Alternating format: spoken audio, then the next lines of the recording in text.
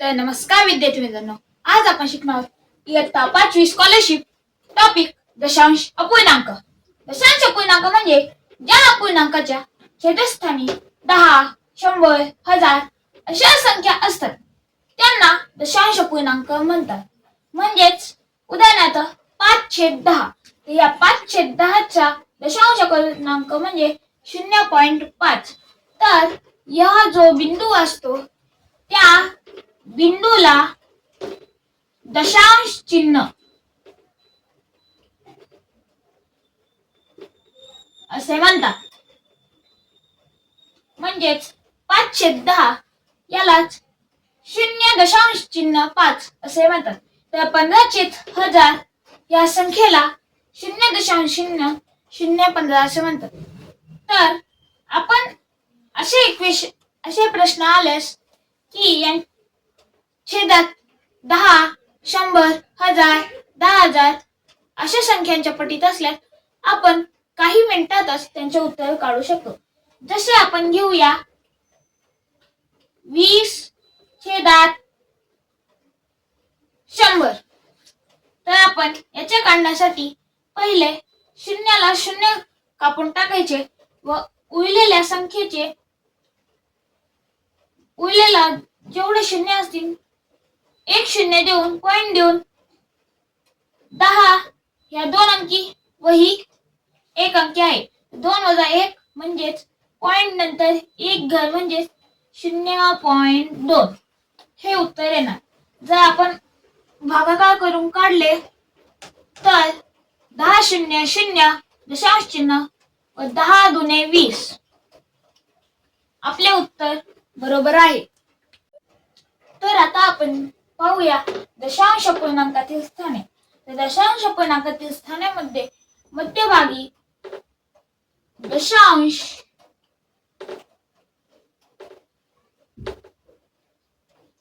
चिन्ह असते व दशांश चिन्हाच्या डावीकडे पहिले घर एकक, दुसरे दशक हे असते व दशांश चिन्हाच्या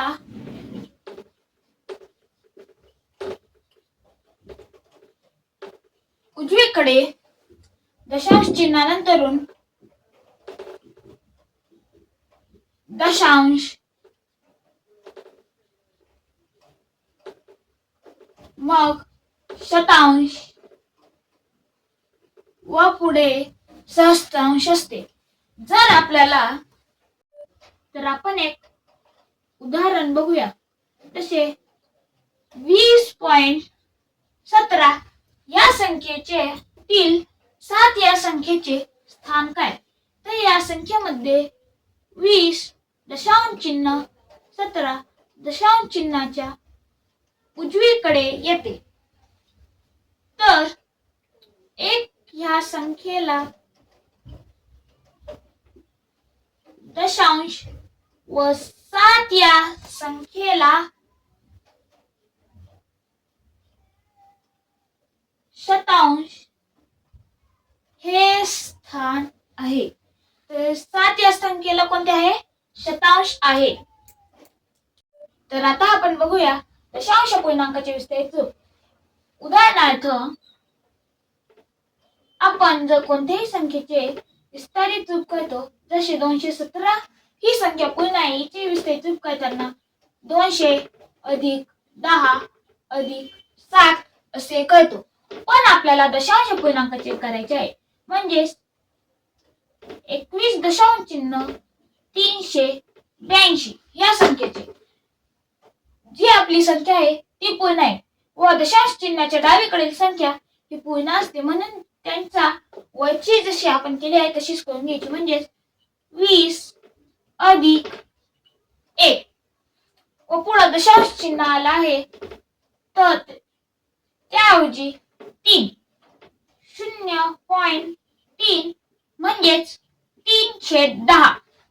3/10 म्हणजे अधिक 3/10 अधिक 8 0.08 म्हणजेच 8/100 म्हणजेच अधिक 8/100 अधिक यामध्ये दोन ही संख्या आहे म्हणजे 0.002 बरोबर 2/1000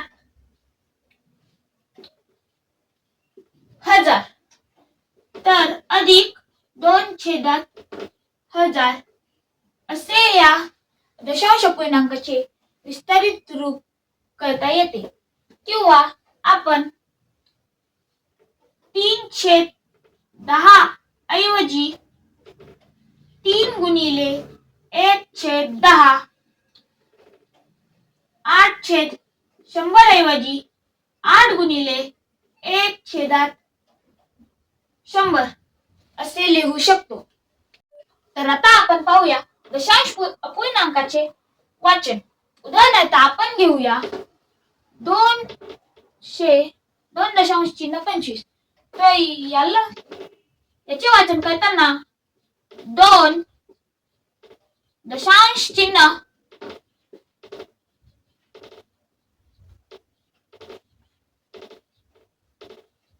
25 असे बोलतात किंवा 2.25 किंवा 225 शतांश म्हणतात किंवा म्हणताना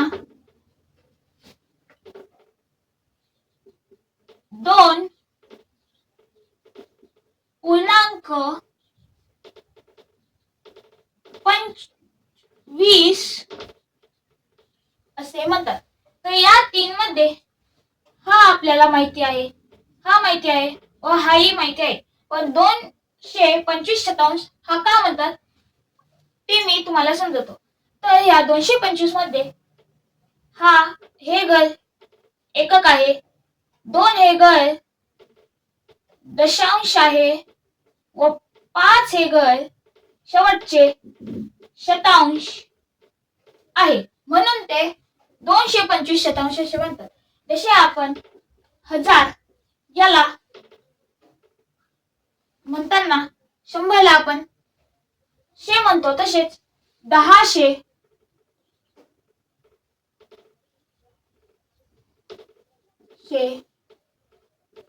2000 ला 20 शे म्हणजे 100 असे म्हणतो, तसेच 225 शतांश असे म्हणतात. तर आता आपण पाहूया दशांश पूर्णांकाचे संबंध. तर मी तुम्हाला एक प्रश्न विचारतो. 0.2 0.02 0.20 व 0.200 यामध्ये कोणता एक पद चुकीचा आहे?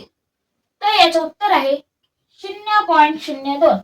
आता व बाकीचे 0.2 0.020 0.200 हे समान पदाचे आहेत, कारण जर दशांश चिन्ह त्याच्या पुढे 2 लावला तर त्याची जी किंमत आहे ती दशांश 0.2 म्हणजे 0.2 व त्यापुढे आपण जर 0 लावला, त्याच्या पुढे जरी 0 आपण लावत गेलो तरी त्याची संख्या ही 0.2च राहते. पण जर आपण 0.2 च्या आधी 0 लावला म्हणजे 0.02 केले तर त्याची ही संख्या बदलते. तर आता आपण पाहूया दशांश अपूर्णांकाचा गुणाकार. जसा आपण एक उदाहरण घेऊया.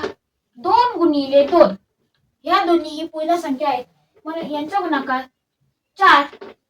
3 गुणिले 5 5 त्रिक 15 असा होतो. तसाच आपल्याला दशांश पूर्णांकाचा गुणाकार करायचा आहे.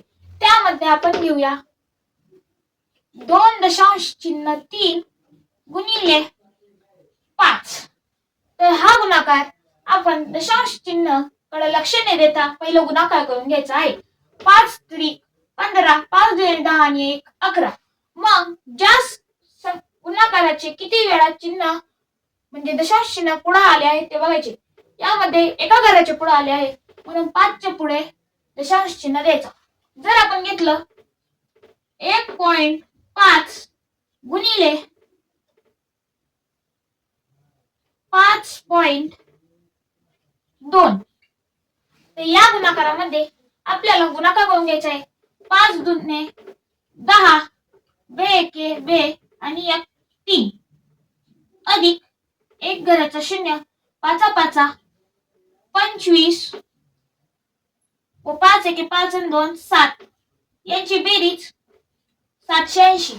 व किती घर पुढे दशांश चिन्ह आहे याच्या पुढे एक घर व याच्या पुढे एक घर म्हणजेच 2 घर, म्हणजेच याचं उत्तर आहे 7.80. तर अशा पद्धतीने गुणाकार करायचा आहे. तर आता आपण पाहूया दशांश पूर्णांकाचा भागाकार. जसं आपण संख्यांचा पूर्णांकांचा भागाकार करतो तसे आपण करायचे. उदाहरणार्थ 12/6 यांचा भागाकार 6 दुणे 12 म्हणजेच 2 येतो. तसेच आपल्याला दशांश पूर्णांकाचा भागाकार करायचा आहे.